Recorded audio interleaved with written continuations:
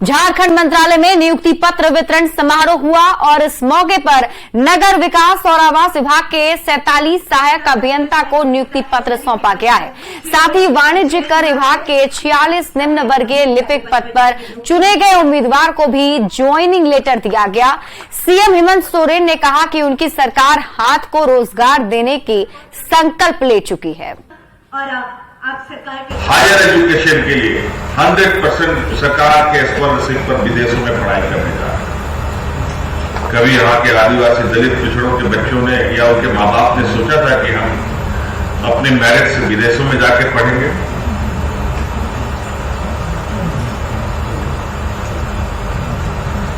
यदा कदा हाथ में गिनती वाले लोग ही आपको मिलेंगे,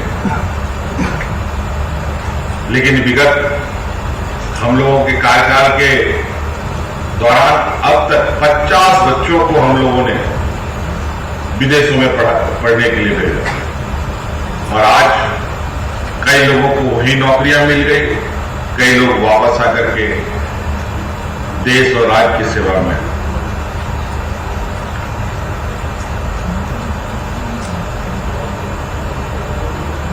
और हम लोगों का ये प्रयास है जो पढ़े लिखे नौजवान हैं उनके लिए भी मार्ग प्रशस्त करना, जो कम पढ़े लिखे नौजवान हैं उनके लिए भी मार्ग प्रशस्त करना, जो बिल्कुल पढ़े लिखे नहीं हैं मजदूरी करते हैं उनके लिए भी मार्ग प्रशस्त करना।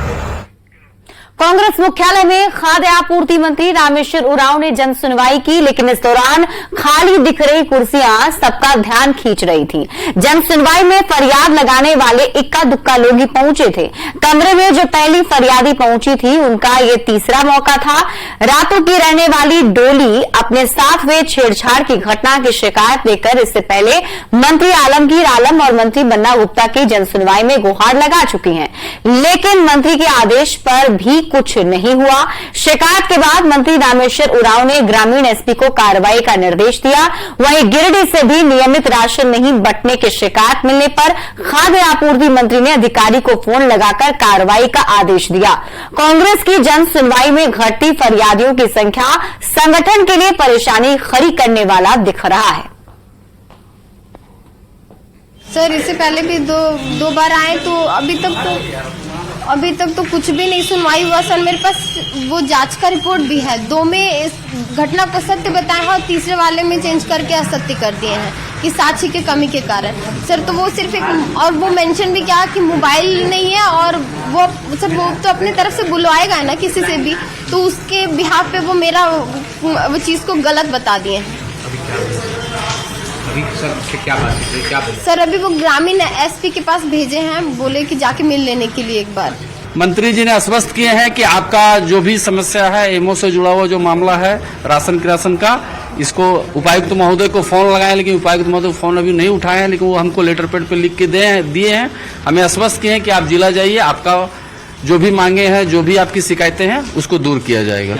मंगल को पार्टी का आदेश है, मैं हाजिर यहाँ हूँ, लेकिन मैं समझता इस बात को कि वर्षा जो 2-3 दिन से हो रही है, भारी वर्षा हो रही है, लोगों को आने में दिक्कतें हो रही होंगी। इसी कारण है कि लोग आ नहीं रहे, आए नहीं हैं। लेकिन जो भी आए हैं उनके जो कठिनाई है, उनका जो दुख है, उसको निवारण करना हमको करना है। तो जो आ रहे हैं, जहाँ से निवारण हुआ, पदाधिकारियों से मैं बात कर ले रहा हूँ और फिर इनको पदाधिकारी को संबंधित पदाधिकारी को भेज भी दे रहा हूँ। कंप्लेनेंट जो भी है, शिकायतकर्ता जो भी है। जेएमएम ने जातीय जनगणना पर सहमति जताई है। रांची में जेएमएम महासचिव विनोद पांडे ने कहा कि बिहार की तरह झारखंड में भी जातीय गणना होनी चाहिए। विधानसभा से इसका प्रस्ताव भी पास करके भेजा जा चुका है।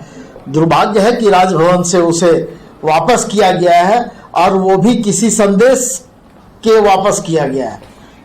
तो उससे क्या हो रहा है कि प्रक्रिया में कहीं ना कहीं दिक्कत आ रही है और हम लोगों ने अनुरोध भी किया है राज्यपाल महोदय से कि आप अपने संदेश के साथ में अगर इस विधेयक को वापस करते हैं तो पुनः फिर इस पर आगे विचार किया जाएगा, सरकार इस पर निर्णय लेगी। रांची में जेएमएम कार्यालय के पास पारा शिक्षकों ने अपनी मांगों को लेकर जबरदस्त विरोध प्रदर्शन किया है। पारा शिक्षकों ने राज्य सरकार पर उनकी उपेक्षा करने का आरोप लगाया है। हालांकि जेएमएम महासचिव विनोद पांडे ने पारा टीचर की मांगों पर जल्द ही फैसला लेने की बात कही है।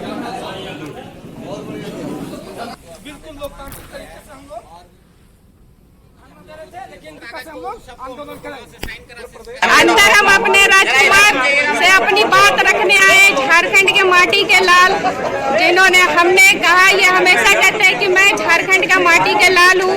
हम लोग यहाँ का इनको राजकुमार मानते हैं। इनके पापा से जितना कहे कि दिल से जुड़े हुए हैं। आज उन्हीं की देन है कि आज झारखंड के मुख्यमंत्री के रूप में माननीय हेमंत सोरेन जी हैं। लेकिन जब हम अपने घर आए, अपनी बात, अपनी दुख को रखने के लिए आए, तो हम लोग को यहाँ से गलत तरीके से बाहर निकाल दिया गया। सवाल है कि पूरे देश में एक माहौल बना हुआ है और अब हक अधिकार की बात चल रही है, और हम लोग तो पहले से ही यहाँ पर ओबीसी और बाकी जो एससी एसटी के आरक्षण की बात कर रहे हैं, जो विधानसभा से इसका प्रस्ताव भी पास करके भेजा जा चुका है।